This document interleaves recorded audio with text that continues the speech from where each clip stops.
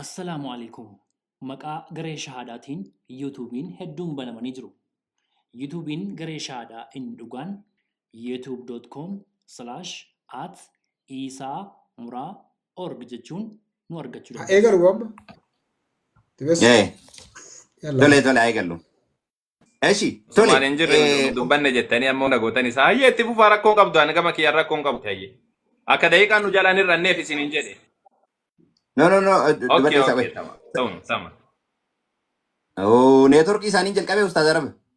Maal taate? Istaa godhee dhaabe. Ustaaza wal jirtanii? Ustaaz bira network isa jirutti fakkaata.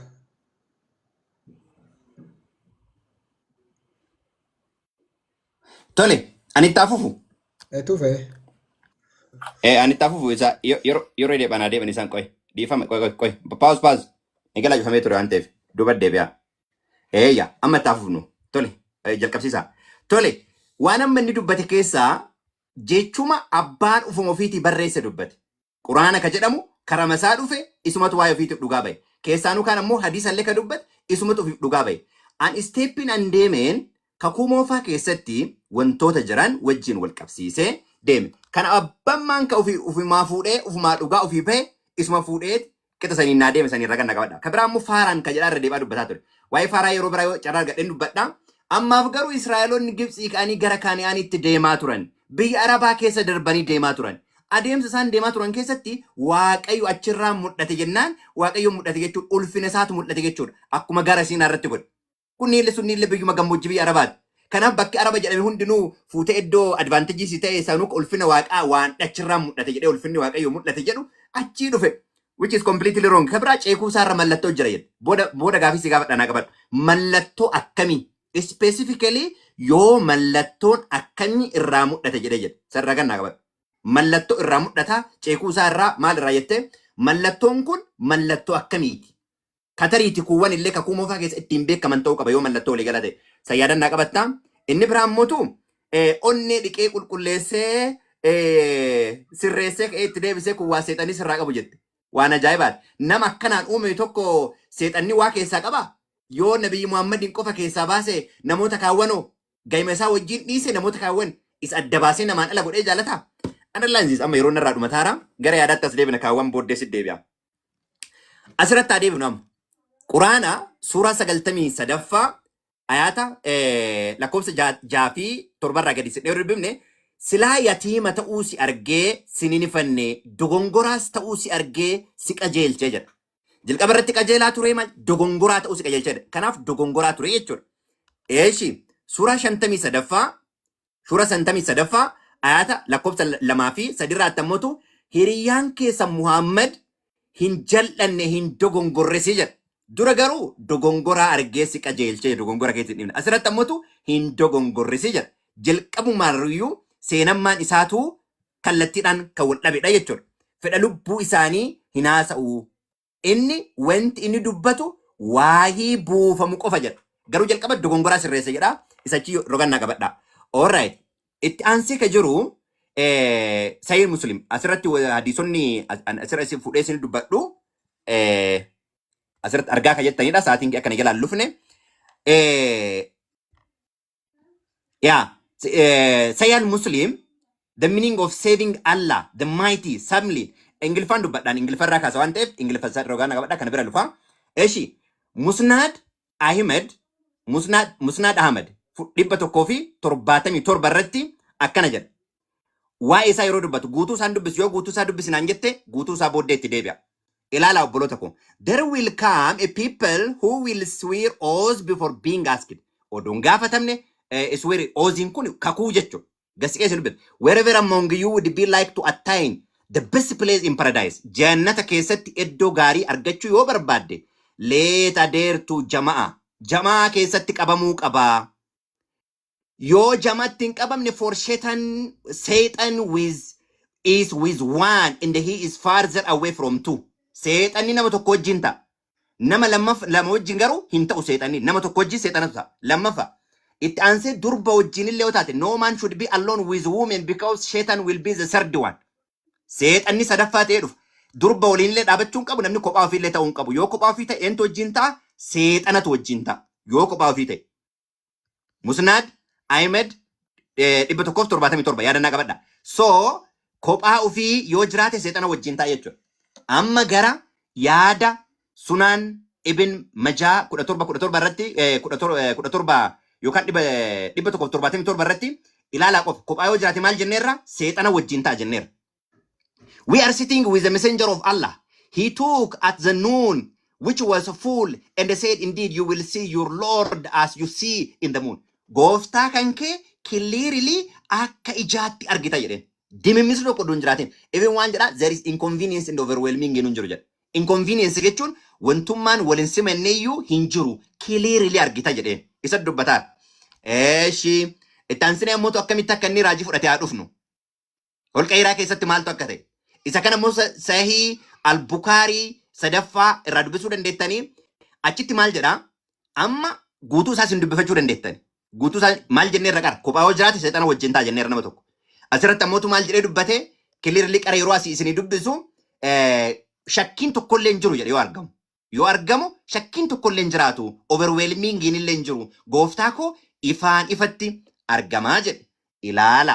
Amma achiin booddee asitti ammootu eenyuun akka argame the prophet added the angel caught me forcefully and pressed me so hard that I could not bear it anymore. Akka ani hin dandeenyetti ganna ukkaamse jedha.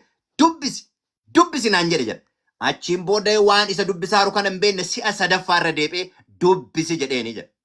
Achiin booddee nuti akka dubbisaaru jedhan hin beekne booda na'ee rifatee gaafa inni jedheetiin jedhu onneen isaa dhaataa rukutaa yeroo deemu jedha. Aslala, heard beating severely. Then he went to Khadija being Kawad and said, cover me.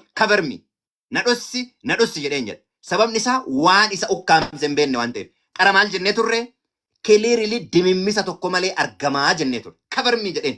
Achiin booddee si maal tattee amma jabaadhu lakkiitii rabbi si jaalateera erga jetteeni kaateen booddee nama waraqaa jedhamu fidde. Namni waraqaa jedhamu kun asirraa ka jedhu kiristaana jedha. I don't care about kiristaana ta'ee ta'uu dhabaate evidence inni kiristaana jedhu macaafa qulqulluu keessa waan hin jiraanneef. Ufumaa kiristaana jedhee kaa'e. Achiin booddee namni kun maal jedhaani? Abdul Uzan during the pre-Islamic period come to Christians and they used to writing Hebrew. He would write from gospel Hebrew. Ibrootaan barreessa ture. Achiin booddee gara isaatti fidde. Waraqaa askid. Oh my nephew, what have you seen? Allah messenger described waan argeetti mee jechuudha. Gaafa inni argeetiin jedhu kana ka akka ergamaan Muusaan argeeti jedheen inni. Ka akka ergamaan eenyu argeeti? Ergamaan Muusaan argeeti jedheen. Ergamaan inni jedhe san keessatti nama biraatu proof godhe jechuudha. Tokkoffaa inni waan isa qabe hin beeku nama biraatu dhaqee kanatu si qabe jedheen. Isarraa yaadaan itti qabanna. Kun jalqaba ergaati jechuudha. Alright, amma immoo barumsota isaatitti dhaqataa dhufna jechuudha. Sahih Bukhari asirraallee ilaala. Sahih Bukhari 49 irratti Allah wants apostles to become sick and they could not offer his night prayer. Dibamee kadhata uduun kadhatin ture. Guyyaa lamaaf ture jennaan then lady the wife of Laban come to him akkana jetteen I think jetteen ani yaadadha your Satan forsake you. Seexanni kan kee si dhiiseera jetteen. Seexanni kee si dhiiseera for I haven't seen him with you for 2 or 3 nights. Guyyaa lamaaf guyyaa sadiif si wajjin maal hin goone jetteen hin argine jennaaniini itti siqee maal jedheeni amma on Allah revealed amma achiin booda Allah maal mul'iseef jedha Allahn quraana buuseef achiin booddee maal jedhan the Lord by the forenoon by night when it darkness your Lord Muhammad has not forsake you. Gooftaan inni siin jetteen seexana jetteen. Inni ammoo ani ammoo sin dhiisu jedheen. Kana jechuun ka isin jette sun ana jedhaara jechuudha. Durayyuu maal jenneerra namni kophaa hoo jiraate seexanni biraan hafu jenneerra. Underline isa kanadha jechuudha ka jedhamaaf. Ammallee itti fufee Sahih Muslim 28:14 irratti there is none amongst you with whom is not attached for among jinni. Jinni wajjin namni qabatee kophaa isaa jiru tokkoyyuu hin jiru jinnitti namni hin qabannee jedheen. Achiin booda Allah messenger with you too si wajjinillee jinni ima jirti jedheen tokkotti dhufe. Therefore he said yes na wajjinillee jirti jedheen but Allah help me to against him and so I am safe from his hand and he does not command me but for good waan qajeelaa akka godhuuf na eeyyamaa jedheen na wajjin illee jirte jedheen qabadha Sahih al-Muslim 28:14 jechuudha ka isaa qajeelaa qajeelcha jechuudha okay gara quraanaatti adeebinu amontoon inni jedhe suuraa 5ffaa ayata 20ffaa irratti yeroo Muusaan ummata isaatiin jedhe yaadadha yaa ummata kiyya ni'imaan rabbii yeroo nabiyyoota isin keessaa taasise mootota isin godhee fi waan aalama irraa eenyuufillee hin kennine isiniif kenne isinirraan ole yaadadha jedha. Aalama keessaa eenyuufillee isaan hin kennine jechuudha. Kanaaf ragaa nabiyyii ta'uu yookaan immoo ergama rabbii ta'uu hin qabu sababni isaa gosa Israa'el keessaa hin taane waan ta'eef jechuudha. Isin keessaa waan isinii kennu aalama kamiifuu hin kennine jedheera. Quraanuma keessaa illee jechuudha. Meeshiiti yoo barumsa inni qajeelaa ta'e mi waan inni jedhe laalla. Okay, gaa'ela inni godhate wajjin wal qabsiisee yeroo baay'ee irra deddeebi'ee waan dubbatamuuf kana isinoo mul'isee bira darbaa suuna Abin Daawud 21 irratti the messenger of Allah yeroo Aisha narrated jechuudha. Yeroo isin dubbattu married me when I was 7 years old. Narrated Sulman said or 6 years. Isin ka jette waggaa 7 jette.